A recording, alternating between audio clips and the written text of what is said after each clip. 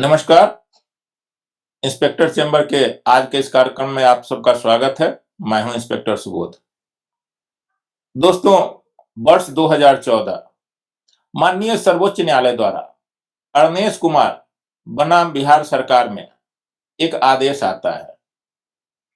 वह आदेश वैसे कांडों में गिरफ्तारी को लेकर है जिसमें सजा या तो 7 वर्ष है या 7 वर्ष से कम है। वर्ष 2022 किसी थानेदार द्वारा उस आदेश की अवहेलना की जाती है और माननीय न्यायालय की अवमानना के आरोप में उस थानेदार को 14 दिन की हिरासत हो जाती है और 1000 रुपए का जुर्माना हो जाता है। ऐसी स्थिति में हर थानेदार, हर पुलिस पदाधिकारी और हर व्यक्ति के लिए यह जानना आवश्यक हो जाता है कि आखिर वह आदेश कौन सा था, उस आदेश में क्या-क्या थे, वह आदेश किस अधिनियम की किस धारा से संबंधित था और उस धारा में कौन-कौन से और प्रावधान हैं। जी हाँ, हम बात कर रहे हैं सीआरपीसी की धारा 41 और 41 ए के संबंध में, जो अभियुक्त की गिरफ्तारी को लेकर है। तो आज हम इसी बिंदु पर चर्चा करेंगे। चर्चा के लिए हमारे साथ उपस्थित हैं पूर्व की भांति सेवानिवृत्त पुलिस उपाधीक्षक श्री सोनालाल सिंह जी। सर, स्वागत है। जय हिंद सर, इंस्पेक्टर चैम्बर में। चलिए सूरज जी, जय हिंद जय हिंद। परिचर्चा के एक नए बिंदुओं को आपने सामने प्रकट किया है, इस पर हम आप चर्चा करेंगे। तो सबसे पहले जो आपके द्वारा अपने संबोधन में, प्रारंभिक संबोधन में कहा गया है कि 41 और 41 ए के प्रावधानों पर हम लोग विस्तृत रूप से चर्चा करेंगे और इस प्रावधान के उल्लंघन में एक थानेदार को कंटेम्प्ट ऑफ कोर्ट के कारण जेल भी जाना पड़ा। तो सबसे पहले हम 41 क्या थोड़ा सा विस्तृत चर्चा तो नहीं, माने आंशिक चर्चा करते हैं। 41 सीआरपीसी मूल आत्मा है सीआरपीसी का। 41 में यह दिया गया था कि कोई भी पुलिस पदाधिकारी किसी को बिना वारंट का कैसे गिरफ्तार कर सकता है। उसका एक हम लोग सिक्सोटेरा फॉर्मूला जानते थे कि कोई कम्युनिकेबल ऑफेंस करने जा रहा है, कोई इंस्ट्रूमेंट ऐसा रख रहा है जिससे कम्युनिकेबल ऑफेंस हो सकता है, कोई स्टोलन प्रॉपर्टी रखा हुआ है, कोई डेजर्टर है, कोई प्रोक्लेम्ड ऑफेंडर है। इन बातों को ध्यान में रखते हुए कोई पुलिस पदाधिकारी किसी व्यक्ति को गिरफ्तार कर सकता था जहां वारंट की आवश्यकता नहीं।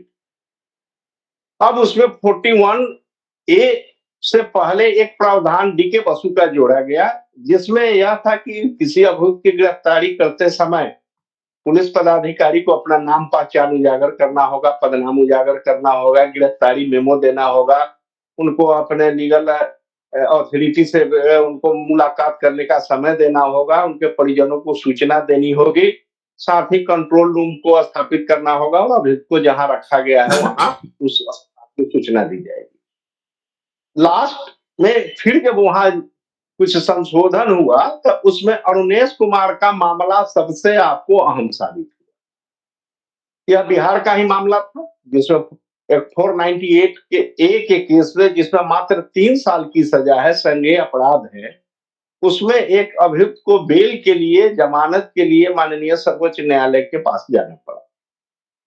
सर्वोच्च न्यायालय ने उस मामले की सुनवाई करते हुए यह ऑब्जर्व किया और डायरेक्शन पास किया और बाद में वह सीआरपीसी का पार्ट 141 ए के तहत कि कोई भी व्यक्ति अगर किसी कांड का अभियुक्त है और वह जो कांड है 7 साल से कम सजा के निमित्त है, तो उसमें कारण दर्शाते हुए पुलिस पदाधिकारी उनकी गिरफ्तारी नहीं करेंगे, उसमें कारण दर्शाना।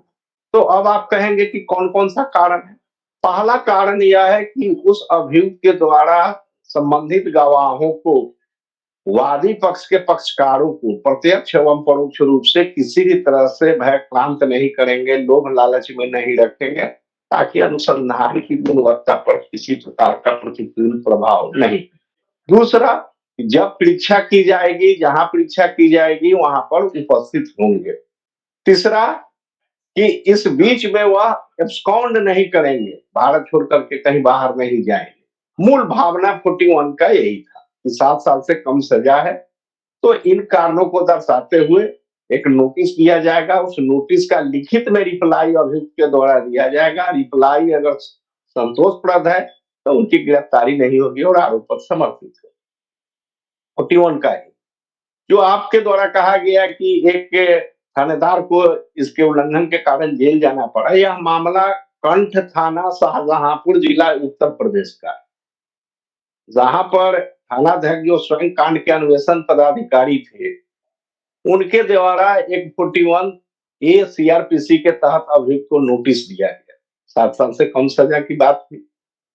अभियुक्त के द्वारा नोटिस में जितने भी कंडीशंस दिए गए थे जो कानून सम्मत है उसका पालन का वचन दिया गया और लिखित रूप से वचन।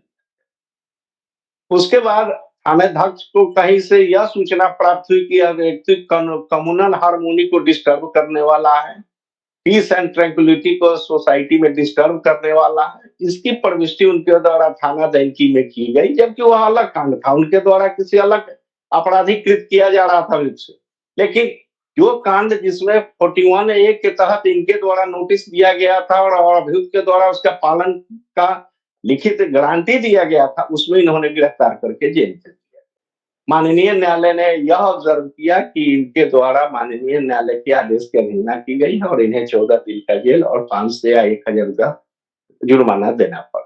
तो इसका मतलब यह हुआ कि 41 का जो हम नोटिस जारी करते हैं या कोई भी अनुसंधानक नोटिस जारी करता है तो वह उन्हीं कांडों को लेकर है जिस कांड में नोटिस जारी किया गया है। कोई अदर कांड अगर वो करता है या कोई अलग विधि व्यवस्था की समस्या उत्पन्न करता है तो उसके लिए अलग से कांड दर्ज की जानी चाहिए। हाँ, उसके लिए अलग से कांड है। जिस कांड में जिस रेस्पेक्टिव में हमने उनको 41 का नोटिस दिया और उसके पालन में उनके द्वारा कहीं से कोई लैचेज नहीं रखा जा रहा है, 100% उसका पालन किया जा रहा है, तो फिर उसमें गिरफ्तारी का सवाल कहाँ उठता है? उस अभियुक्त के द्वारा अगर कोई और कांड किया जाता है, कोई अपराधीकृत किया जाता है, तो उसके लिए दूसरा आपको प्राथमिकी दर्ज किया जाना है, अन्वेषण किया जाना है और उसकी गिरफ्तारी की जानी है।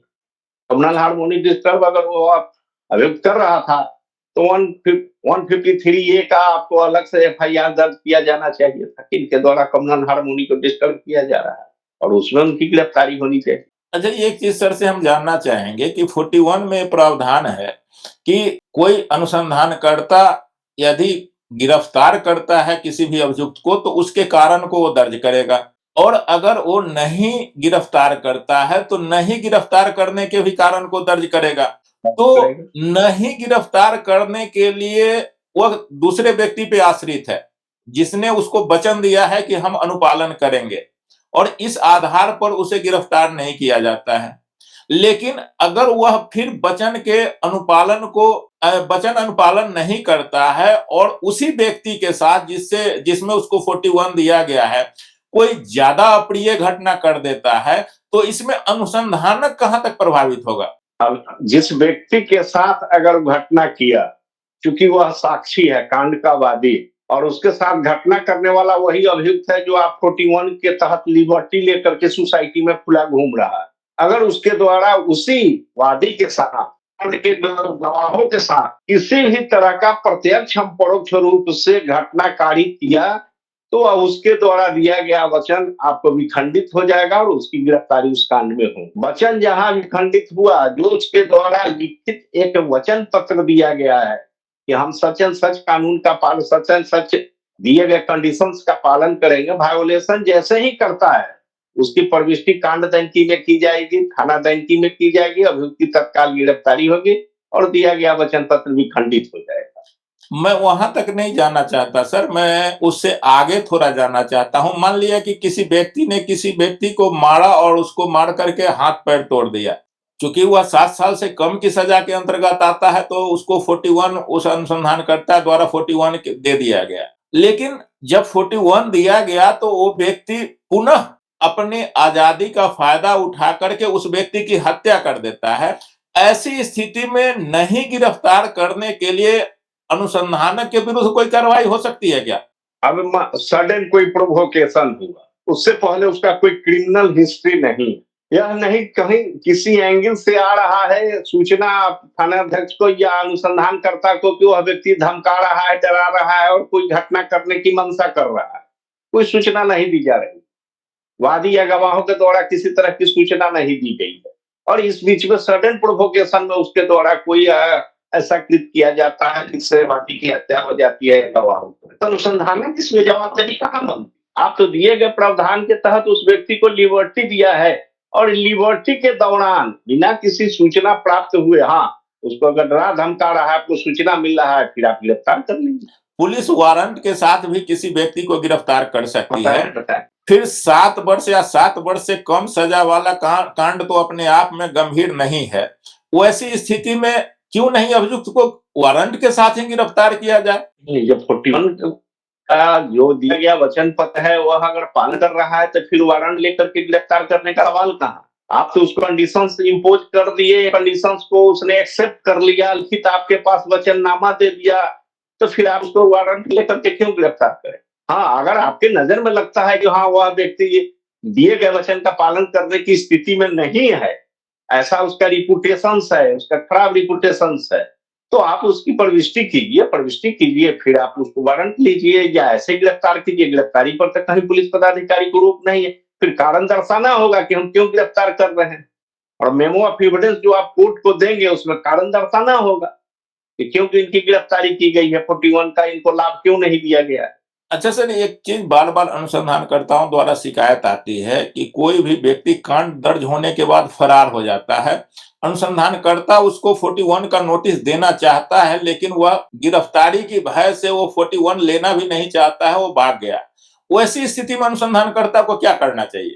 तो जी, आईपीसी की धारा 72, 73, 74 स्पष्ट रूप से यह दर्शाता है कि कोई भी सम्मन, कोई भी आदेशिका किसी लोक सेवक के द्वारा अगर निर्गत किया जाता है और कोई व्यक्ति उसको लेने से इनकार करता है, अपने आप को छुपाता है, लेने के बाद उसको फाड़ देता है, कहीं सहसा दृश्य पर अगर उसको चिपकाया गया उसको फाड़ देता है, छेड़छाड़ करता है, तो आईपीसी की धारा 72, 73, 74 जो भी अप्लीकेबल होगा, जैसा उसका कृत्य होगा, इसके तहत उसके विरुद्ध आपको प्रोसिक्यूशन रिपोर्ट जाएगा और वह व्यक्ति आपको इसका दोषी माना जाएगा। आपके पास टूल्स है, आईपीसी में ऐसा टूल्स दिया हुआ है। तो प्रोसिक्यूशन रिपोर्ट भेजने के बाद उनके खिलाफ गिरफ्तारी के लिए हम गिरफ्तारी वारंट की मांग कर सकते हैं? कर सकते हैं। जब आप यहाँ से गिरफ्तारी वारंट ले सकते हैं, उनके यहाँ बिना गिरफ्तारी वारंट के भी आप संज्ञेय अपराध का क्योंकि प्राथमिकी दर्ज है, आप छापामारी के लिए जा सकते हैं, उनकी गिरफ्तारी कर सकते हैं, उसमें कहीं कोई बाउंडेशन नहीं है। और एक जो आपके जो सूचना है और आदेशिका आपके द्वारा निर्गत किया गया है 41A के तहत, जिसको लेने से इनकार करते हैं, उसके लिए वो फिर पेनालाइज हो रहा है। 72, 73, 74 जो भी सेक्शन एप्लीकेबल होगा उसमें पेनालाइज होंगे। पेनल सेक्शन तो बना हुआ है। अच्छा, किसी कांड में 41 की कार्रवाई की जाएगी, यानी अभियुक्त की गिरफ्तारी नहीं होगी, इस बात से कोई व्यक्ति कैसे आश्वस्त हो ताकि वह सीधे पुलिस के पास पहुंच जाए और कहे कि हमको 41 का नोटिस चाहिए, या फिर पुलिस कैसे उस व्यक्ति को यह आश्वस्त कर दे कि हाँ 41 का नोटिस आपको मिल जाएगा और आपकी गिरफ्तारी नहीं होगी? क्योंकि भय बना हुआ रहता है लोगों में कि कहीं गिरफ्तार करके हमको भेज न दिया जाए। अब अरुणेश कुमार के मामले में स्पष्ट रूप से यह अंकित किया गया है, यह डायरेक्शन है कि 15 दिनों के अंदर अन्वेषणकर्ता को यह डिसाइड कर लेना है कि उस व्यक्ति को 41A का लिबर्टी दिया जाए या नहीं। 41A का लिबर्टी देने से पहले आपको पूरा प्रॉस एंड कॉन्स उस अभियुक्त के बारे में जान लेना। क्या अभियुक्त की प्रवृत्ति है, अभियुक्त के पहले से कोई निरोधात्मक कार्रवाई नहीं तो की गई है, अभियुक्त का कोई आपराधिक इतिहास है कि नहीं, इन बातों से आपको आश्वस्त हो लेना है, तब 41 सीआरपीसी का आपको नोटिस देना है। अगर 41 सीआरपीसी के लायक अभियुक्त नहीं है तो इस बात की प्रविष्टि कांड दैनिकी में, थाना दैनिकी में किया जाना है और तदुपरांत गिरफ्तारी के लिए वारंट लेना या छापामारी की कार्रवाई उस अभियुक्त के खिलाफ किया जाना आपका पहला कदम। यदि 15 दिनों के अंदर में यह डिसीजन हो गया कि नहीं अभियुक्त को 41 दे देना है, तो क्या इस बात की जानकारी संबंधित न्यायालय को भी दी जाएगी? हाँ, संबंधित न्यायालय को इस बात की जानकारी दी जानी है कि हाँ 41 का लाभ इनको नहीं दिया गया है और वारंट के लिए प्रेयर कर देना है। जैसे ही आप वारंट के लिए न्यायालय में प्रेयर करते हैं तो 41 का लाभ उनको नहीं दिया गया, कारण तो आपको मेमो ऑफ एविडेंस में दर्शाना होगा। मेमो ऑफ एविडेंस जो आप बनाएंगे वारंट लेने के लिए, जो साक्ष्य देंगे, उसमें स्पष्ट रूप से आपको निर्गत लिखना पड़ेगा कि हाँ इनको 41A का लाभ नहीं दिया जा रहा है, जिसका कारण यह। तो मतलब 15 दिन के अंदर में यह सारा डिसीजन हो जाना है, न्यायालय को भी अवगत करा देना है, ताकि अगर अभियुक्त को बेल लेना हो, एंटीसिपेटरी बेल लेना हो, चाहे जिस तरह से बेल लेना हो, तो न्यायालय भी अवगत रहे कि नहीं, इसमें अगर 41 का निर्णय ले लिया गया है तो अभियुक्त को बेल लेने की आवश्यकता ही नहीं पड़ेगी, न्यायालय पर भी दबाव कम पड़े। इसका मेन मोटो यही है, माननीय सर्वोच्च न्यायालय का या डायरेक्शन है कि बहुत कम सजा है, 3 साल की सजा है, घरेलू हिंसा का मामला है, मैट्रिमोनियल डिस्प्यूट का मामला है, या आपको सिविल डिस्प्यूट का मामला है, उसके बाद संपत्ति विवाद का मामला है, पारिवारिक विवाद का मामला है। तो इन सब चीज, आपका गबन का मामला है, आपका ब्रीच ऑफ ट्रस्ट का मामला है, तो इन सब में आपको यह ध्यान रखना होगा कि हाँ 41 सीआरपीसी का, चूंकि इसमें कोई हार्डकोर क्रिमिनल तो होते नहीं है, पक्ष विपक्ष जो होते हैं वह सामाजिक नागरिक होते हैं जो किसी कारण से आपस में उलझ जाते। ये हार्डकोर क्रिमिनल के लिए नहीं है, जो हार्डकोर क्रिमिनल है उसका जो ट्रीटमेंट है वह ट्रीटमेंट का तो रास्ता खुला हुआ है। तो अभी आप लोगों ने देखा 41 धारा क्या है, 41A धारा क्या है, और इसमें पुलिस को क्या कार्रवाई की जानी है। 41 सेक्शन को कांड दर्ज होने के 15 दिनों के अंदर पुलिस को यह निर्णय ले लेना होता है कि संबंधित कांड में 41 की कार्रवाई की जानी है या नहीं की जानी है। अगर की जानी है तो 15 दिन के अंदर संबंधित न्यायालय को इसकी सूचना दी जानी है, ताकि अभियुक्त को किसी भी तरह का गिरफ्तारी का भय व्याप्त नहीं हो और अभियुक्त को बाहर जाकर के माननीय न्यायालय से बेल भी प्राप्त करना नहीं हो। वह नियमित तौर पर जाकर के अपना बेल कराएंगे, पुलिस से गिरफ्तारी का भय समाप्त हो जाएगा। तो सर, आपने बहुत अच्छी जानकारी दी। इस कार्यक्रम में आने के लिए और शामिल होने के लिए सर को बहुत बहुत धन्यवाद सर। चलिए सुबोध जी, बहुत बहुत साधुवाद आपको भी। आप इसी तरह से कुछ अच्छे बिंदुओं को उजागर करें ताकि हम लोग इस पर परिचर्चा करें और परिचर्चा से जो हमारे पुलिसकर्मी है या आम नागरिक है उसका लाभ ले सके, और जो भ्रांति है वो भ्रांति तो कम से कम दूर हो जाए हम लोग के परिचर्चा से। चलिए, बहुत बहुत धन्यवाद। जय हिंद। जय हिंद।